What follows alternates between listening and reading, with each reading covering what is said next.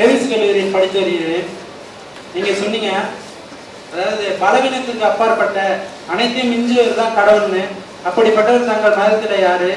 நாங்க கேள்விப்பட்டது என்னன்னா, தங்கள் மதத்துல வந்து உருவ வழிபாடு கிடையாது என்பதுதான். அதை நாங்க வரவேற்கிறோம். சரி, அதாவது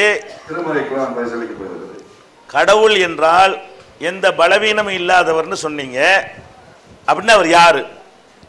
உங்க மதத்துல உருவ வழிபாடு இல்லைங்கிறாங்களே, அதை பத்தி என்னன்னு கேட்குறாங்க. அதாவது எங்க மதத்தை பொறுத்த வரைக்கும் கடவுள்னா சில பேர் நினைக்கிற மாதிரி சூனியம் தப்பா முஸ்லீம்களை நிறைய பேர் விளங்கியிருக்கிறாங்க. கடவுள்னா ஒண்ணுமே இல்லாததுக்கு பேர் கடவுள்ண்டு. அப்படி கிடையாது. இஸ்லாம் எங்களுக்கு என்ன சொல்லுதுன்னு கேட்டா, கடவுள்னு ஒருத்தர் இருக்கிறார், அவருக்கே உரிய வடிவத்தில் இருக்கிறார், அவரை யாரும் பார்த்தது இல்லை.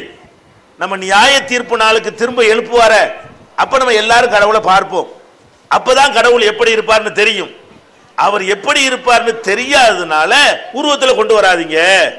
உருவமே இல்லைன்னு சொன்னா அதுக்கு ஒண்ணுமே இல்லைன்னு அர்த்தம். கடவுளுக்கு வந்து என்ன இருக்கு, அவருக்கே உரிய மின்சார மாதிரியோ ஒரு காற்று மாதிரியோ உருவமற்றது கிடையாது. நமக்கு தெரியாது. கடவுளை பற்றி இஸ்லாம் எப்படி சொல்லுதுன்னா, அவர் வந்து இன்னும் சொல்ல போனால் மனிதனுடைய சாயலில் தன்னுடைய சாயலில் மனிதனை படைத்தார்னு கூட நபிகள் நாயகம் சொல்லியிருக்கிறாங்க. அதனால கடவுள் வந்து அவருக்கே உரிய ஒரு சாயலில் இருப்பார். அது எப்படி என்று நமக்கு தெரியாது, நம்ம பார்த்தது கிடையாது. நபிகள் நாயகம் பார்க்கல, உலகத்தில் யாரும் பார்க்கல. ஆனால் கண்டிப்பா அவருக்கே என்று ஒரு வடிவம் இருக்கும். அது நியாய தீர்ப்பு நாளில் தான் தெரியுமே தவிர இப்ப தெரியாது. பார்க்காத ஒண்ணுக்கு உருவம் கொடுக்க கூடாது. என்ன நீங்க பார்த்துட்டா என்னை வரையலாம், என்னை பார்க்காம நீங்க வரைய முடியுமா? வரைஞ்சா அது நானா இருப்பனா?